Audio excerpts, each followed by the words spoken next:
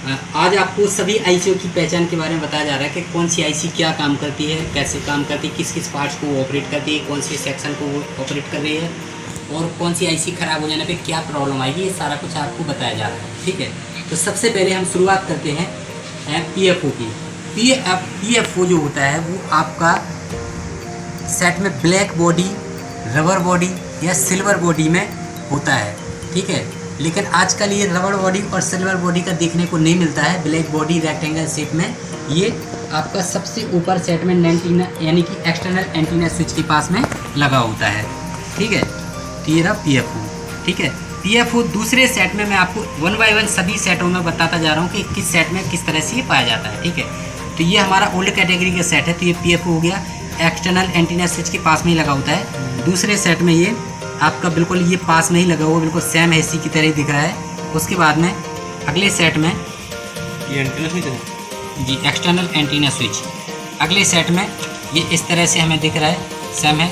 उसके बाद में यहाँ पे एंटीना स्विच यानी एक्सटर्नल एंटीना स्विच का शेप चेंज हो जाएगा। तो यहाँ पे एक्सटर्नल एंटीना स्विच जो गोल्डन बॉडी में है, ठीक है, और ये इस तरह से कैमरे की तरह दिखता है और इसके पास में ही ये PFO लगा हुआ है। उसके बाद में अगले सेट में हम जाते हैं, तो ये यहाँ पे एक्सटर्नल एंटीना स्विच है और ये PFO लगा हुआ है, यानी कि PFO और एक्सटर्नल एंटीना स्विच दोनों आप पास ही लगे होते हैं। ठीक है, साथ में ही लगे होते हैं। उसके बाद ये आ गया हमारा एंड्रॉयड सेट सैमसंग का। तो एंड्रॉयड में देखो एक्सटर्नल एंटीना स्विच ये दिखाई दे रहा है और ये पास में ही PFO लगा हुआ है। क्लियर है? उसके बाद में आ जाओ और लेटेस्ट कैटेगरी पर,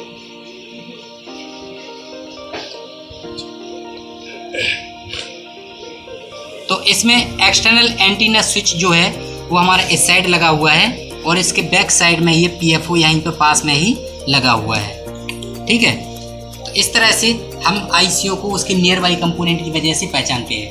number 2, network IC. Network IC जो होती है वो पूरे नेटवर्क सेक्शन को ऑपरेट करती है और उस आईसी के आसपास band pass filter, 2 colour coils, transformer इत्यादि लगे होते हैं। ठीक है, और एक ऑसिलेटर क्रिस्टल मैन होता है। तो सबसे पहले हम ओल्ड कैटेगरी के सेट में जाते हैं। ओल्ड कैटेगरी के सेट में ये देखेंगे, ये नेटवर्क आईसी आपकी लगी हुई है, इसके पास में चारों तरफ ये ट्रांसफार्मर लगे हुए हैं, दिख रहे हैं। ये 2 कलर कॉइल्स भी लगी हुई है और ऑसिलेटर क्रिस्टल भी लगा हुआ है। ठीक है, उसके बाद इस सेट में आते हैं नेटवर्क आईसी को। नेटवर्क आईसी ये रही आपकी, तो ये BPF लगे, बैंड पास फिल्टर, ट्रांसफार्मर भी लगा हुआ है। ठीक है, ट्रांसफार्मर भी लगे हुए हैं और एक ऑसिलेटर क्रिस्टल भी लगा हुआ है और 2 कलर कॉइल्स भी लगी हुई हैं। उसके बाद में अगले सेट में आते हैं,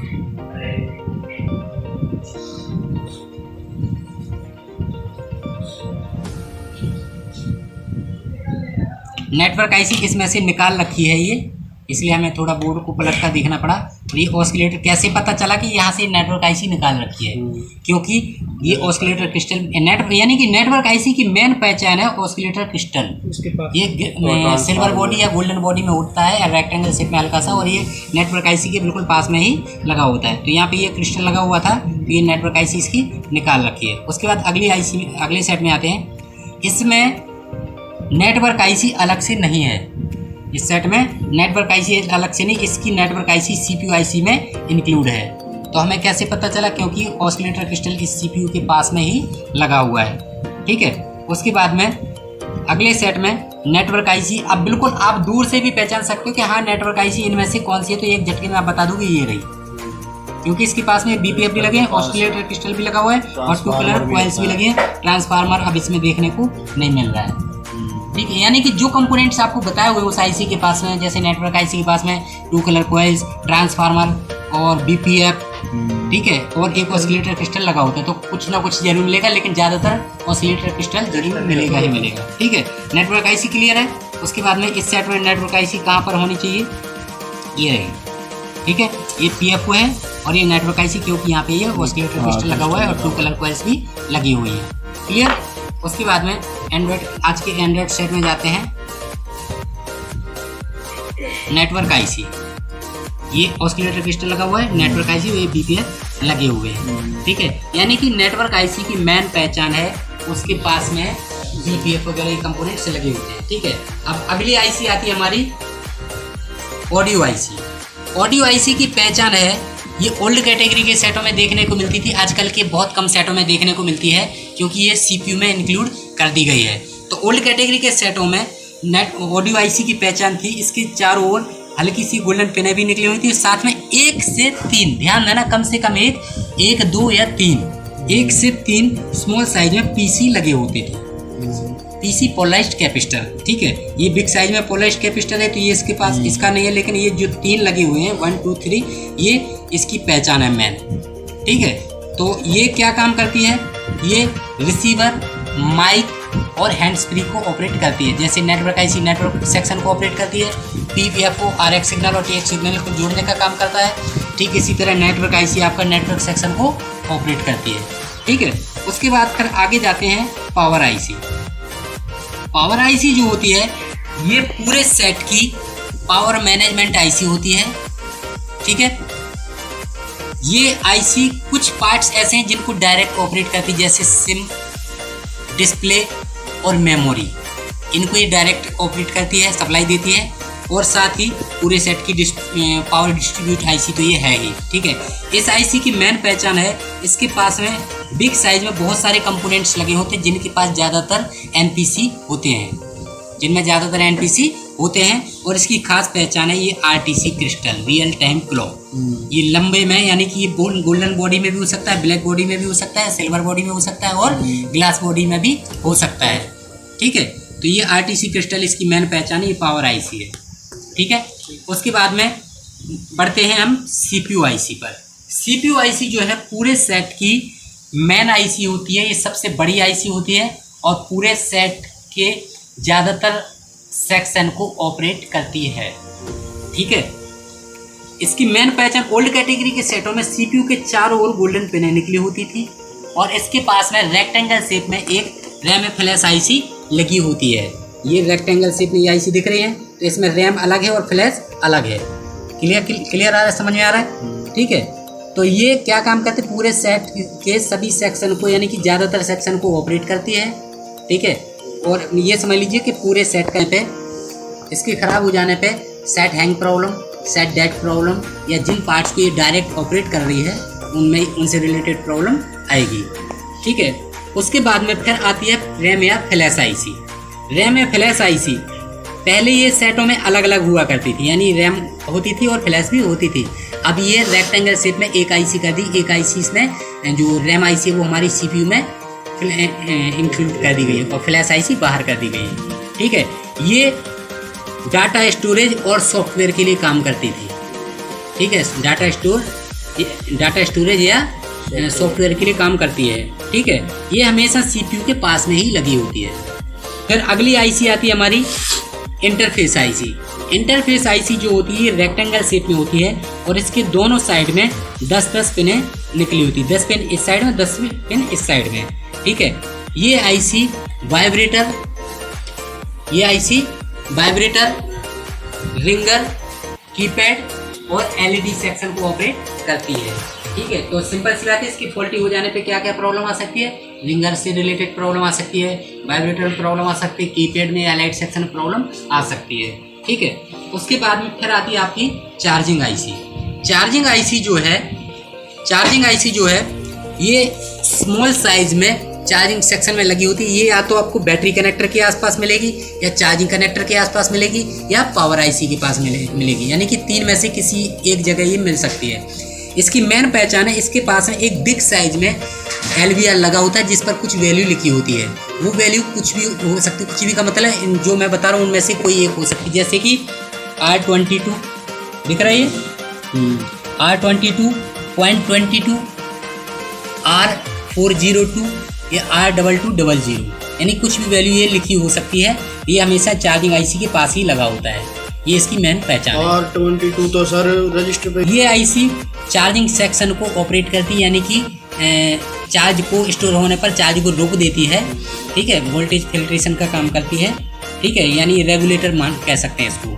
ठीक है, रेगुलेट करती है वोल्टेज को, जो चार्जिंग वोल्टेज होता है। उसके बाद हमारी आती है UEM IC। UEMIC जो होती है उसमें 4 आईसी का सर्किट होता है। Number 1 power IC, number 2 charging IC, number 3 audio IC, number 4 interface IC. अब ये सेट आपके सामने रखा हुआ है, इसमें आपको पावर आईसी अलग से नहीं दिखेगी, लेकिन पावर आईसी UEMIC में है। क्यों? क्योंकि इसके पास में एक ये RTC क्रिस्टल लगा हुआ है। पावर आईसी की मेन पहचान क्या थी? RTC crystal. तो RTC इस बड़ी आईसी के पास में लगा हुआ है, तो पावर आईसी इसमें होनी चाहिए। ठीक है। Number 2 charging IC. Charging IC की पहचान क्या है main?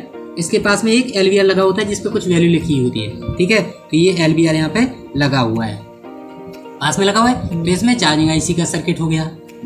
Number 2 audio IC. Audio IC यहाँ पे कहीं भी दिखाई नहीं दे रही, यानी जिसके पास में PC लगे हों तो ऑडियो आईसी भी इसी में इंक्लूड है। इंटरफेस, ये इस तरह की आपको आईसी यहाँ पे कहीं दिखाई नहीं दे रही है, तो इंटरफेस भी इसी में इंक्लूड है। क्लियर, समझ में आ गया? तो ये हमारी कौन सी आईसी होगी? UEM, यूनिवर्सल एनर्जी मैनेजमेंट, यानी 4 आईसी का कॉम्बो ये है। ठीक है। फिर अगली आती है MSM आईसी। MSM आईसी जो होती है वो सबसे बड़ी आईसी होती है, और चूंकि उसमें 6 आईसी का सर्किट होता है, power IC, charging IC, audio IC, interface IC और नेटवर्क आईसी। ठीक है, और CPU आईसी। तो इसलिए चूंकि इसमें CPU आईसी होती है, इसलिए हम इसको CPU भी बोलते हैं, और इसमें पावर होती है तो इसको हम पावर भी बोलते हैं। ये आजकल के सभी सेटों में पाई जाती है, जैसे कि एंड्रॉयड सेट हो गया तो उसमें ये आपकी MSM आईसी होती है। ये देखिए, ये जो आपकी बड़ी आईसी दिख रही है, ये आपकी जिसको CPU आईसी के नाम से ज़्यादातर जाना जाता है, क्योंकि इसमें पावर आईसी होती है तो इसको हम पावर आईसी बोल सकते हैं, और इसका ये मैन है MSM। इसकी मेन पहचान क्या है? इसके पास में रेक्टेंगल शेप में फ्लैश आईसी लगी हुई है, ये मेन आईसी है। यानी कि जितनी छोटी छोटी आईसी हैं वो सारी इसमें इंक्लूड हो गई हैं, तो इसलिए इसको नाम दे दिया मोबाइल सिस्टम मॉड्यूल। ठीक है। अब सभी सेटों में ये अलग अलग आईसी मिल रही हैं। जैसे पावर की बात करें, अब पावर मैंने यहाँ तक कर ली थी, हमने यहाँ नहीं की थी, तो यहाँ पे पावर आईसी को इस बोर्ड में देखते हैं। पावर आईसी इसमें अलग से लगी हुई है, इसके पास में बिग साइज में बहुत सारे कंपोनेंट्स लगे हुए हैं, दिख रहे हैं? तो ये RTC लगा हुआ है। इस सेट में पावर आईसी को देखते हैं, तो पावर आईसी RTC यहाँ पे लगा हुआ है, तो पावर आईसी CPU में इंक्लूड है। क्लियर है? उसके बाद में इसमें देखते हैं पावर आईसी कहाँ पे लगी है। ये RTC लगा हुआ, तो पावर इसमें अलग से लगी हुई है। ठीक है। फिर इसमें पावर आईसी कहाँ होगी? इसमें पावर आईसी CPU में इंक्लूड है, क्योंकि RTC CPU के पास में लगा हुआ है, दिख रहा है ये ग्लास बॉडी में। ठीक है। इसमें पावर आईसी कहाँ पर होनी चाहिए?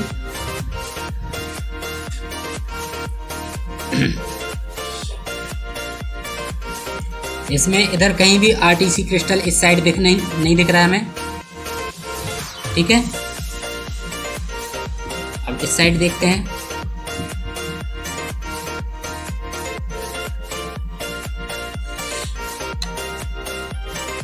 ये रही यहाँ पे पावर, यहाँ पे क्योंकि बिग साइज में बहुत सारे कंपोनेंट्स लगे हुए हैं और 2 बूस्ट कॉइल भी लगी हुई है यहाँ पे। ठीक है। तो ये हमारी हो गई पावर। ठीक है। यानी कि अब इसमें देखते हैं, ये है हमारा एंड्रॉयड सेट। इसमें देखिए अलग अलग से केवल 3 आईसी दिखाई दे रही है हमें। ठीक है। तो अब मैं नहीं बताऊंगा, आप लोगों को बताना है। ठीक है। ये हमारी कौन सी आईसी होगी? फ्लैश। फ्लैश तो रेक्टेंगल शेप में होती है। CPU होगा। ये है CPU, क्योंकि रेक्टेंगल शेप में फ्लैश आईसी इसके पास में ही लगी होती है, जिसको आप आज CPU के नाम से जानते हो, पावर के नाम से जानते हो। ठीक है। और ये फ्लैश आईसी जिसको हम eMMC के नाम से जानते हैं, ये रेक्टेंगल शेप में होता है हमेशा। ठीक है। पावर आईसी, ये कौन सी आईसी है? पावर आईसी, क्योंकि इसके पास में बहुत सारे कंपोनेंट बिग साइज में लगे हुए हैं। ठीक है। तो इस तरह से समझ में आ गया आपको? तो अब बात करते हैं सेक्शन की। अब आपको नेक्स्ट टॉपिक में बताया जाएगा सेक्शन के बारे में।